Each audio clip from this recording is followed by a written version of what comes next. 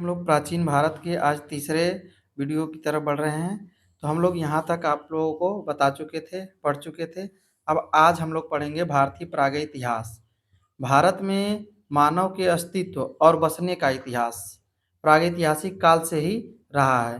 भारतीय प्रागैतिहासिक काल भारतीय प्रागैतिहासिक काल का सर्वप्रथम गहन अध्ययन करने का श्रेय रॉबर्ट बुशफूट को जाता है। ठीक, जिसने भारत में खोजे गए संभवतः प्रथम प्रागैतिहासिक उपकरण पलवलम पलवरम हथौड़ी की खोज की थी। सर्वप्रथम प्रागैतिहासिक काल के समय पलवलम हथौड़ी की खोज की गई थी। बाद में बुशफूट ने दक्षिण भारत में बड़ी संख्या में प्रागैतिहासिक स्थलों की खोज की। सर मार्टिमर व्हीलर का भी योगदान उतना ही महत्वपूर्ण है, क्योंकि उनके प्रयासों से हम भारत के प्रागैतिहासिक संस्कृतियों और उनके क्रमों को जानने में काफ़ी मदद मिली।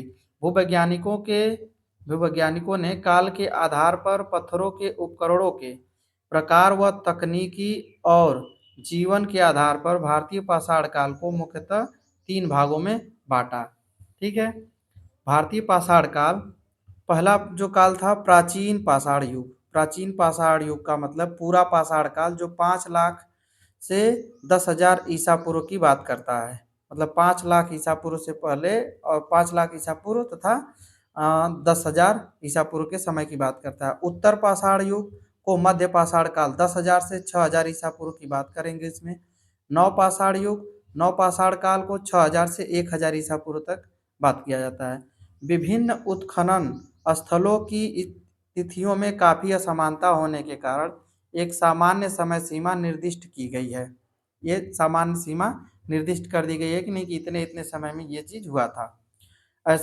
इसे ऐसा कहा जाता है क्योंकि इस अवधि के दौरान रहने वाले सबसे पहले व्यक्ति ने अपने आसपास पाए जाने वाले पत्थरों से औजार औजार बनाए, जिससे उनको शिकार करने और अपनी भूख मिटाने में सहायता मिली। मतलब जो उस समय पत्थरों के औजार मिले हुए थे, तो ऐसा माना जाता है कि उस समय बड़े-बड़े जानवरों से बचने के लिए जो इंसान था, वो पत्थरों का औजार बनाया और उससे उनको मारने और अपने आप को सुरक्षा करने के लिए और भूख मिटाने के लिए उसको बनाया हुआ था।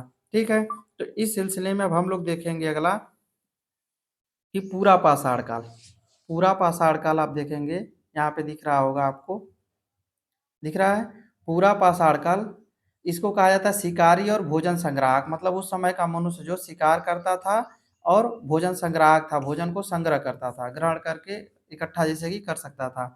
पूरा पाषाण काल का सबसे प्राचीन समय है। ये पूरा पाषाण जो है पाषाण काल का सबसे प्राचीन समय माना जाता है, जो कि अत्यंत नूतन काल या हिमयुग के रूप में विकसित हुआ। हिमयुग का मतलब उस समय पूरी पृथ्वी पर बर्फ जमा हुआ था।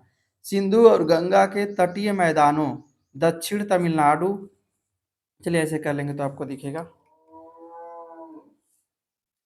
नहीं दिख रहा है, चलिए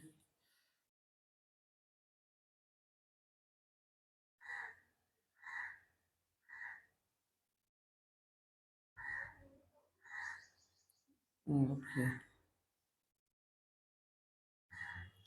दक्षिण तमिलनाडु और पश्चिमी घाटों के पहाड़ी इलाकों को छोड़कर, मतलब सिंधु और गंगा के तटीय मैदानों, दक्षिण तमिलनाडु और पश्चिमी घाटों के पहाड़ी इलाकों को छोड़कर यह भारत के लगभग सभी भागों में फैला था। होमो इरेक्टस का मतलब सीधा आदमी प्रजाति से संबंधित प्रागैतिहासिक मानव के पास जटिल भाषाओं की संस्कृति नहीं थी और वह शायद कुछ ध्वनियों या शब्दों और संकेतों के भाषा का प्रयोग करता था। आज की तरह जैसे हम लोग बोल लेते हैं, इस तरह सब वो बोल नहीं पाते थे। ठीक है, उस तरह का मानव जो था वो अपनी ध्वनि से और संकेतों से, शब्दों से प्रयोग करता था भाषाओं में।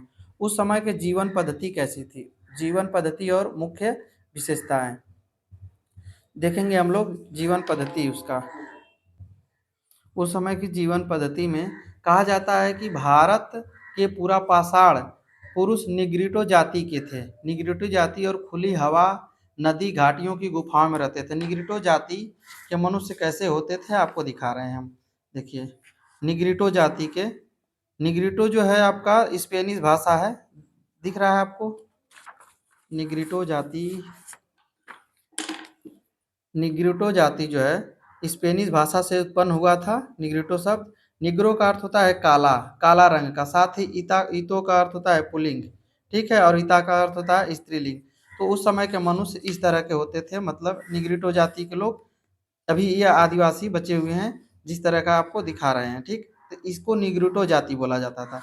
तो उस समय के लोग निग्रिटो जाति के थे और खुली हवा में रहा करते थे, और खुली हवा में, नदी घाटियों में, गुफाओं में। अब उस समय का मनुष्य तो इतना जानकार था नहीं, अब की तरह की घर बना ले, धीरे धीरे विकास हो रहा था।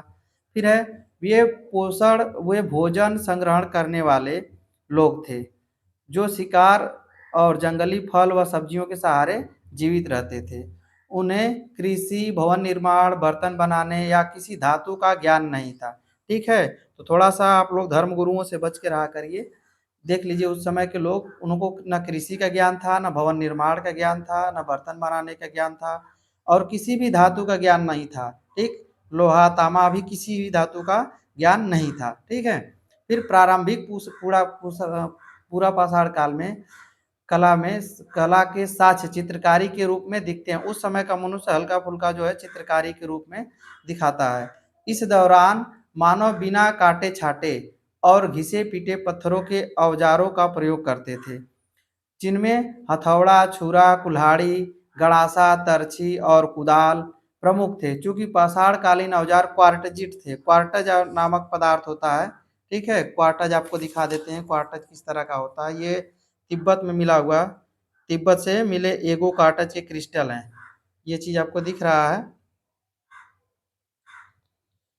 दिख रहा है आपको, ये तिब्बत से मिला हुआ कार्टज क्रिस्टल है। इस तरह के हथियार उन लोगों के टेढ़े मेढ़े होते थे, ठीक है। क्वार्टज जो है आपको स्फटिक क्वार्टज या साई मतलब सिलिकॉन ऑक्साइड है, टेट्राहेड्रल, ठीक।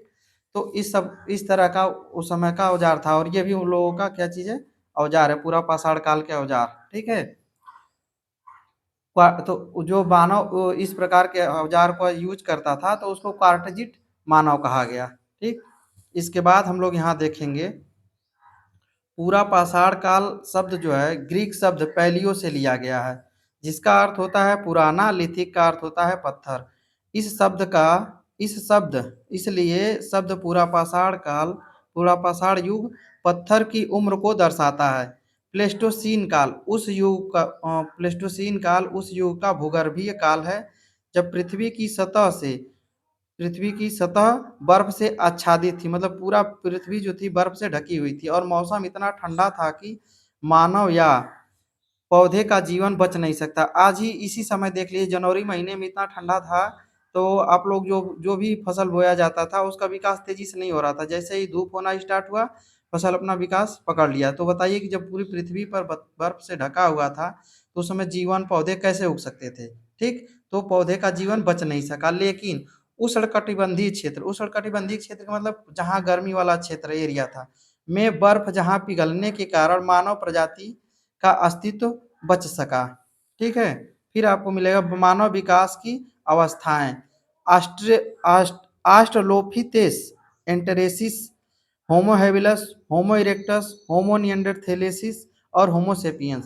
इस प्रकार के मानव के क्रमिक विकास का वर्णन दिखाया गया है। इसमें देखिए आपको दिखा रहे हैं इस तरह के, ये वाला जो पहला वाला था आस्ट्रोलोपिथेसिस, फिर है आपका होमो हेबिलस, फिर होमो इरेक्टस, फिर आपका होमो निएंडरथल और होमो सेपियंस। हम लोगों को इसी के माना जाता है, लेकिन हालांकि मानव का क्रमिक विकास इसी तरह से हुआ था, ठीक ना। उसमें के कुछ आपको इस तरह के भी चित्र आपको दिखा सकते हैं, इस तरह के लोग भी उस समय हुए थे, ठीक है। तो आज हम लोग इतना पढ़ लिए, अब अगले वीडियो में आप लोगों को कुछ अगला चीज़ दिखाएंगे, ठीक है।